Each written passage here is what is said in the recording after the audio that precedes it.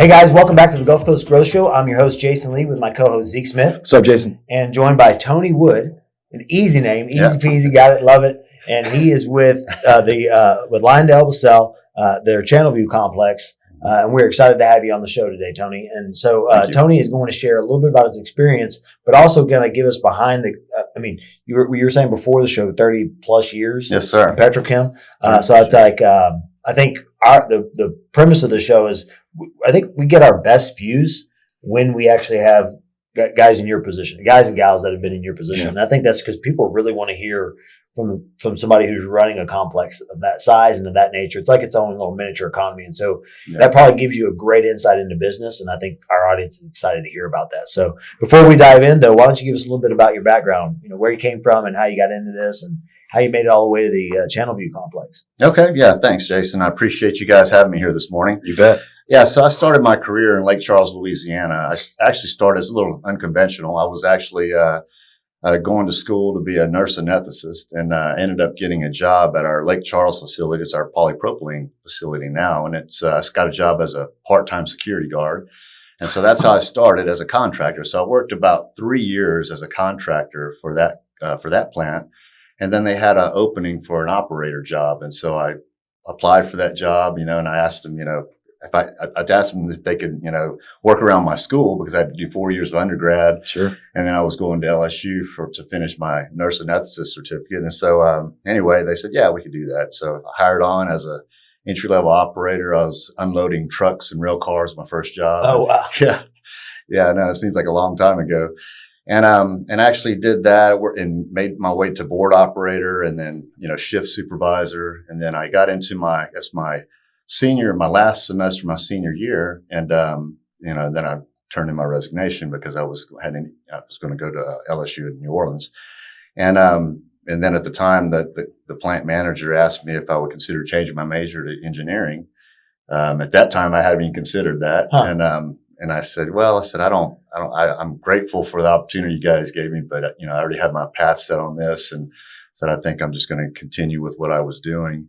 And we talked and he gave me a lot of other insight to, career opportunities and things like that, and I was 23 years old and I said, I'm going to think about it. So obviously I did it. I stuck with it and I went to school for chemical engineering. And as I was doing that, I was still working as an operator or shift supervisor at the time.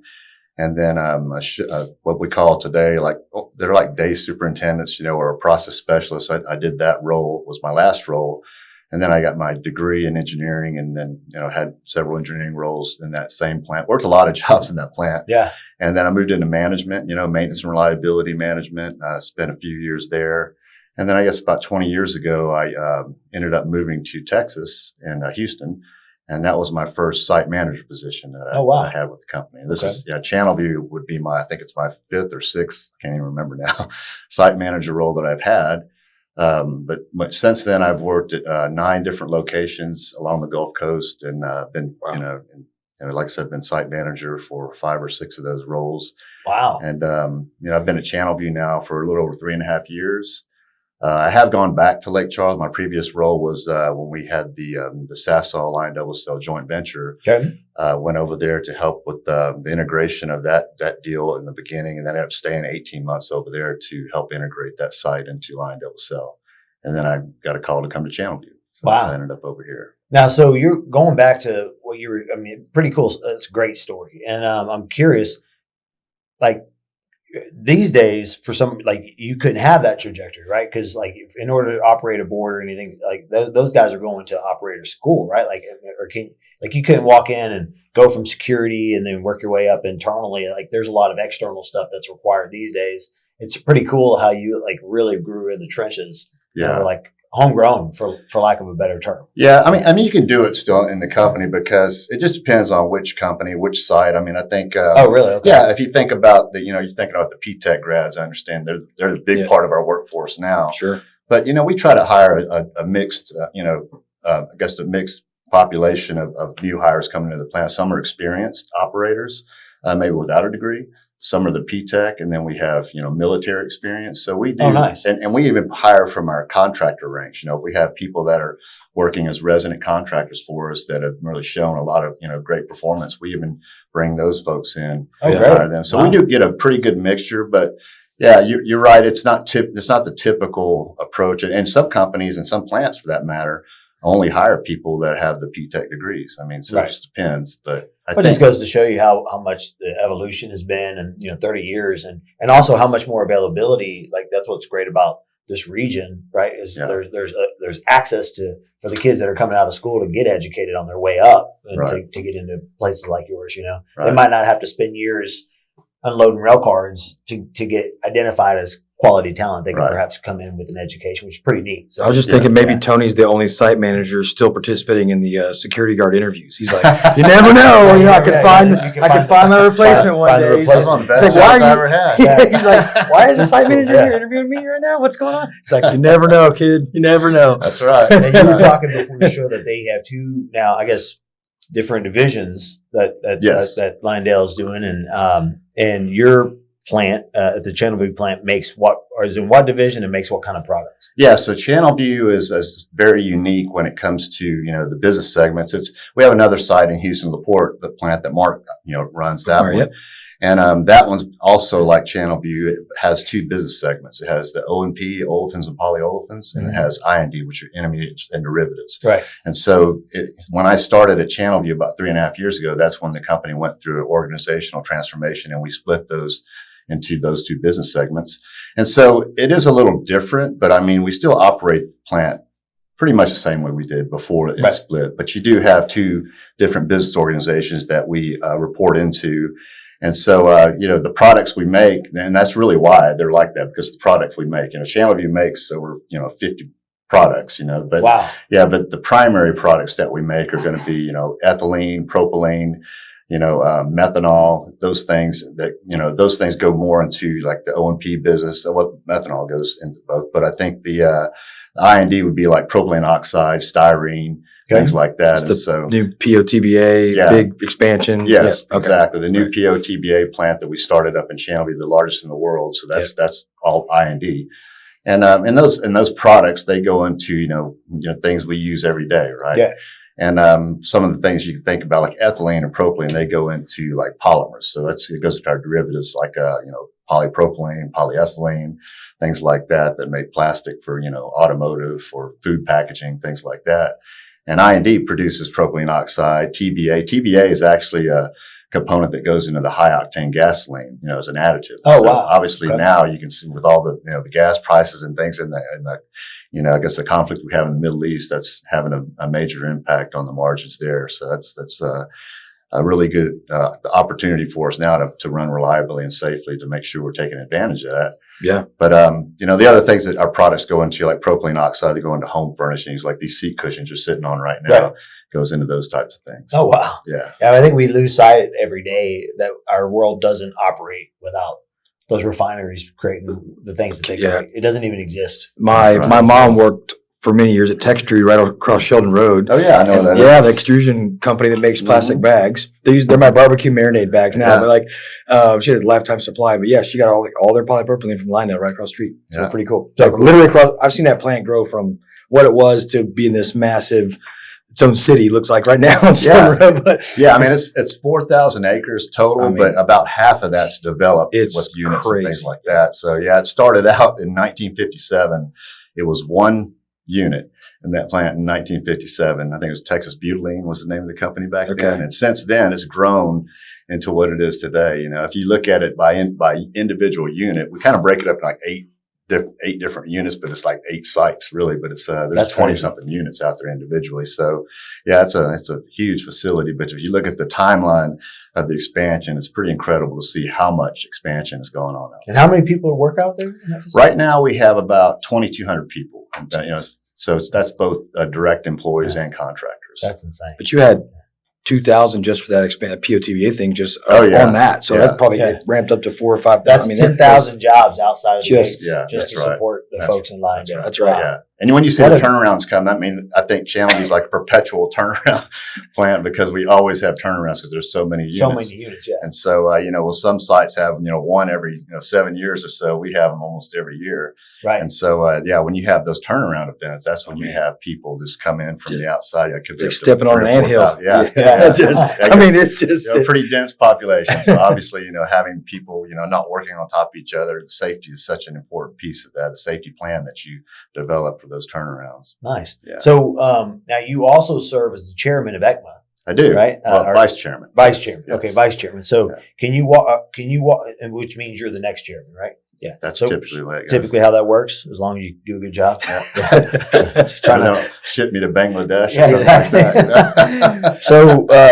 what is EHCMA and what is its role in the region? Yeah, so EHCMA's got a very important role to play in the region. I know it's, the acronym EHCMA, East Harris County Manufacturers Association, but it's really more than East Harris County. It's really all of Harris County, if you look at it, and even broader than that. That's just the way it started with that name. But mainly what the objective is for EHCMA is to make sure that we're sharing best practices around, safety, emergency response with our member companies. And it's also, there's several things we do. We're meeting with, local, state and regional legislators that are advocating for our license to operate. And so it's all of the things that really help our member companies, have that voice in the community. And it's also to make sure whenever, we learn anything around an incident response or anything like that, that we're sharing it with all of our member companies so they can learn from those types of things. Yep. Nice. And then, you spent 30 years in the industry. Now you're kind of not moving, but I think what we see from a lot of great leaders in the region is you go from, building your career to then pivoting to more of a leader at the kind of the top, the upper echelon of where you could get in leadership. Being at the largest site probably means you're one of the bigger leaders in the organization.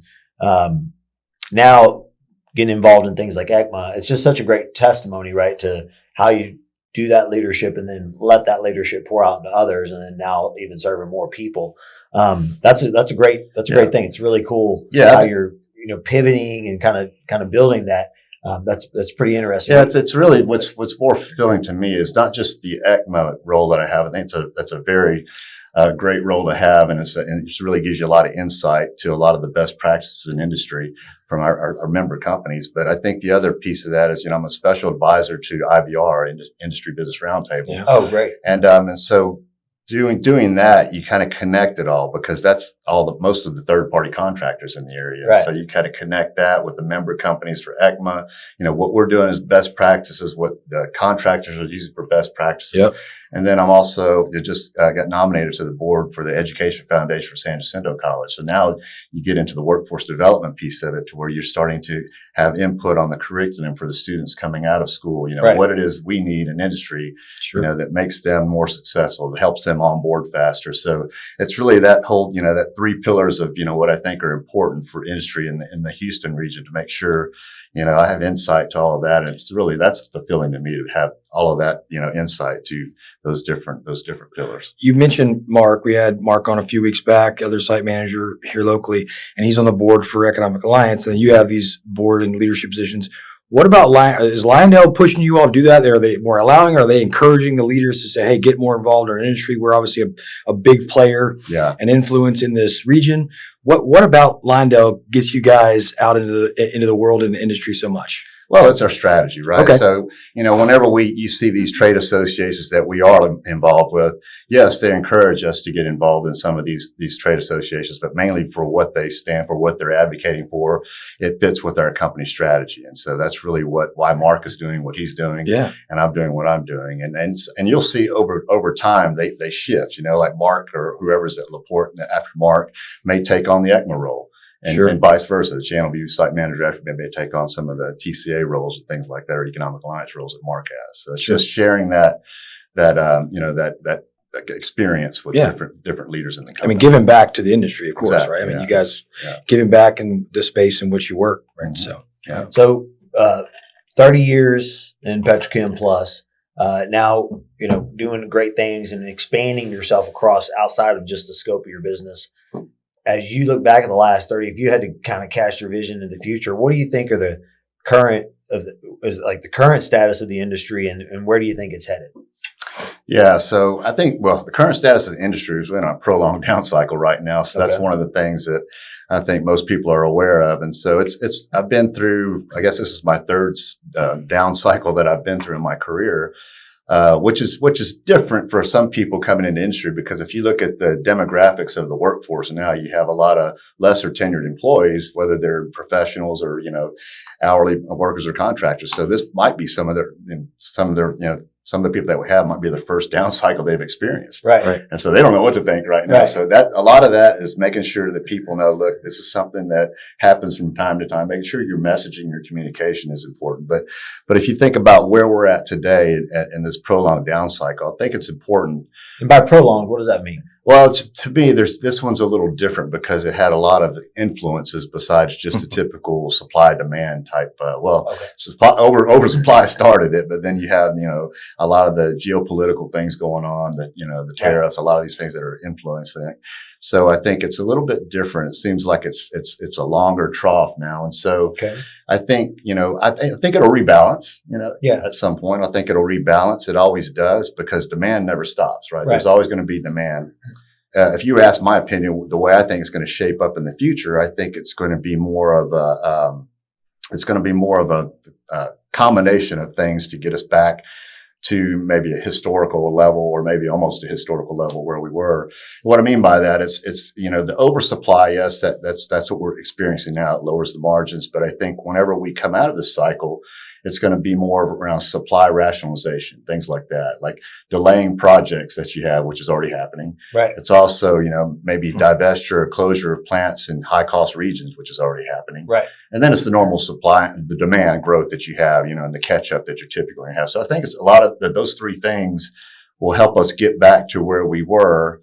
But I still think it's going to be maybe a different utilization, for a longer period of time. Maybe it won't be at historical highs of 90 to 95% utilization. Maybe it'll be in the 80s or something like that until we kind of get back to, where we once were. But, it's just different in that way. It's just because you didn't see these other aspects of, these project delays as much of it anyway. And then the plant closures and the other cycles as you do in the one we're in today. Wow. Do you think that the Middle Eastern stuff's gonna, with the world kind of turning their focus to us on, or it's LNG or the plastics and chemical manufacturing, do you think that's gonna, I hate to say help us, but sometimes when something else is in conflict, United States can capitalize. You think that, well, if it's prolonged over there, it helps us a little bit, maybe come out of that trough? Yeah, well, I think it's helping us. It's helping us today, right? You can see it. You can see with the margins we're having today, especially the refining, they're really capitalizing on this conflict we're having. Holistically, I don't think the conflict is good for industry in general, mainly because, there's a lot of, things happening to some of the infrastructure over there that, that's going to have a longer term effect. So those types of things will slow the growth over time. You're having an immediate impact, I think, now because of what's happening. But, I think it's going to, the longer this goes on, there could be more infrastructure rebuild and things like that in the Middle East. That's going to really slow down the progress in the future. But to your point, we are seeing some benefits from it, but I still think, the low cost feedstock you have in the Middle East is still going to be advantageous for a lot of companies. And that's really what the key is going forward. If you're not in an advantaged feedstock region, you're probably going to be at risk in the future. And so the Middle East is still going to be a strategic place to invest in. Not to mention, nobody likes uncertainty. When these things are going on, that's right. Lots of uncertainty. Right? How long is it going to go? When's it going to stop? It's going to get worse. Who's the new? So we like certainty in business as best we can get it. As best we can get it. Yeah. That's right. Well, I want to make sure we capture this because there's a lot of talk about advancements in technology these days. Everywhere you turn right now, everyone's talking about their ability to do more with less because of the advancements of technology. And I think we're in almost like one of those kind of golden ages where you just see tech starts going like wild. It's emerging. It's like there's you go back to these seasons, right? Where you'll see something lights up and then all of a sudden it's a decade of just insane growth because these tools are just so fast. Every time I turn on or try to use AI, there's a new feature or something that's available. You're like, wow, I can do this now. When I first saw it, it was like I was laughing because the other day I took a picture in my backyard because I wanted to send something to my landscaper, and within 15 seconds I was able to take a picture, modify what I wanted to do. I just said, "Hey, can you put some rocks here? Do this, do that," and then I sent a picture to him, and a minute later, I mean, what I wanted to look like. And I said, it's learning faster than we're learning it. That's for sure. That's insane. I always feel like we're behind. We go very about behind. something new. I was like, golly, how do I not know about that? Yeah, You know? right. So I'm imagining with all the investments that are being made in tech and stuff like that, what's the impact in your world? Like, how's it helping you guys? What are you most excited about when it comes to technology with you in the refineries? Yeah, well, I think, what I'm most excited about, it used to be theoretical. Now it's reality, right? You're seeing a lot of these things that, we used to talk about. I wish we had this, wish we had that. Now it's a reality.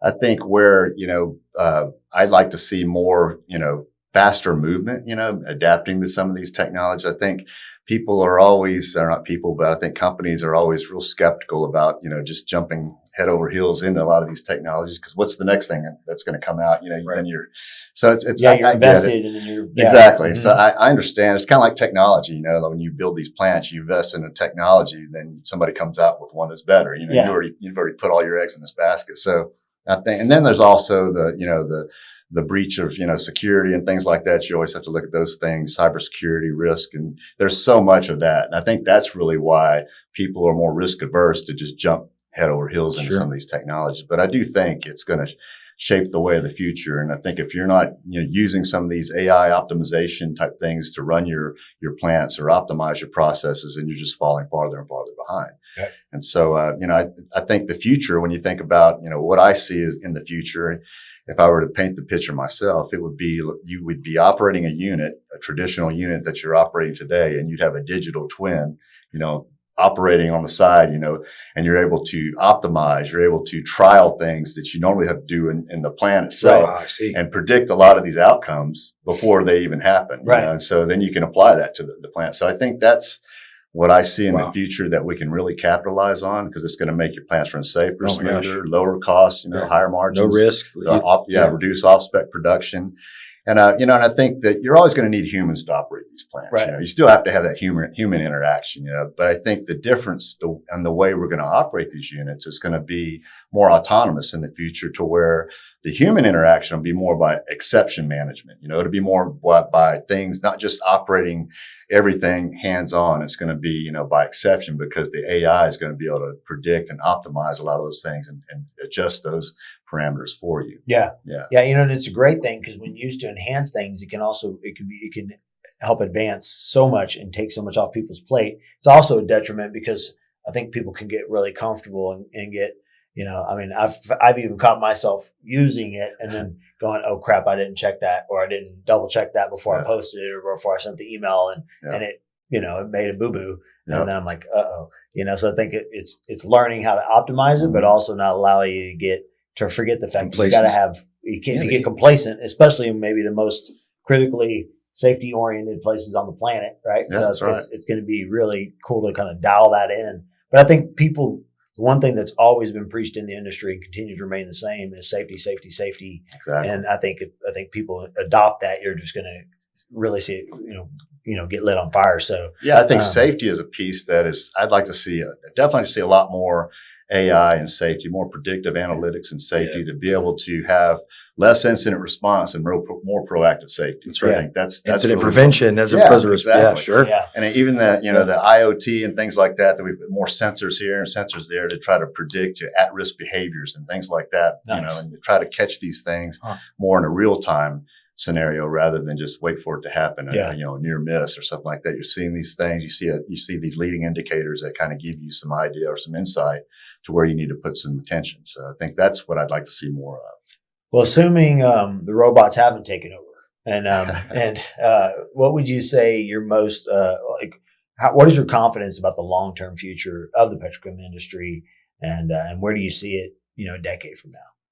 Yeah. So if I look in my crystal ball, I think that the petrochemical industry, it's always going to be here, right? Yeah. I think it goes into so many things that we we produce, and that we need to live every day. All the modern, living things that we use today, like food packaging, lighter plastics for automotives, and a lot of the everyday just sustainable products that we use. But I also think, as we, advance with the, like the electric vehicles and renewable energy and things like that, you're still going to need advanced petrochemicals to be able to produce all of these things also. Right. So I think it's, yes, we're faced with challenges today. I know that with all of the different things that we have coming at us, but I always know that, over time, if you look at the evolution of industry or petrochemicals, we've always been able to adapt and transform. And you can see us doing it today, with the AI and things like that. So I think it's still going to be there. It's just going to look a lot different in the future. Yeah, it's going to be, I think it's in the future, it's going to be who can run the smartest, the cleanest, and the safest. Those are going to be the ones that, capitalize on all the technology that we have today. Awesome. And then as we get ready to wrap up, is there anything else that you'd like to leave our audience with before we close out the show? Yeah. First, I'd like to thank you guys for having me on. I know you're busy schedules, but really honored to be here. But yeah, I just want to say that I think that, you guys doing this for industry, I think is important, getting this word out there, that, we see things that are happening today. We see things that are happening in the future. I think it's always good to communicate these things. It's education for everyone because there's a lot of people that do not work in industry and they have a different perception. For sure. And so having these podcasts or anything that we can do to help educate the communities around us and make sure that they understand what's going on, the technologies that we're adapting to, is just going to make us, a better neighbor for all of our community members. So appreciate you guys doing this. You bet, man. That's awesome. We're thankful to be a part. We're honored to serve. Really, it's the organization that does it. We just get the opportunity to be a part of it. But thank you. Yeah. And that's a great way to kind of wrap it up because I think it kind of speaks back to our mission, right? And the mission at the Economic Alliance is to take people like yourself who've spent 30 years, blood, sweat, and tears, worked their way up, are running and supporting 2,200 jobs in the local community. But really, when you factor in all the other jobs that are created by that, we're talking about upwards of 10,000 plus, probably close to 20,000 when you really think about the impact of just that site, right? And all that it creates here in the area. And then when you start factoring in trucking and the guys on the port, security guards, don't forget security guards. It really is amazing. And the face of the plant when you come in. That's right. You grow up in the area, and I remember growing up.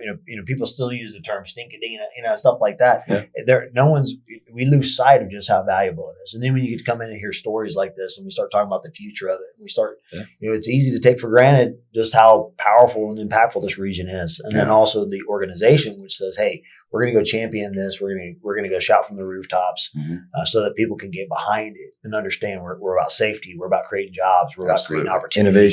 Innovation, forward thinking, everything that you can imagine. We just happen to do it with F-150s and boots, right? For the most part. So just being transparent with our communication. I mean, we're not trying to hide anything. Just want people to be educated. That's really what it comes down to. Exactly. Yeah. So we appreciate your service, a life of service, life of commitment to people and making them better. So, and as always, to our audience, we want to thank you for tuning in. We'd ask that you do the same thing, champion the message. If you know somebody who is a young kid and they need to get into the industry, show them some of our episodes. Show them what they could become one day. They could become Tony Wood.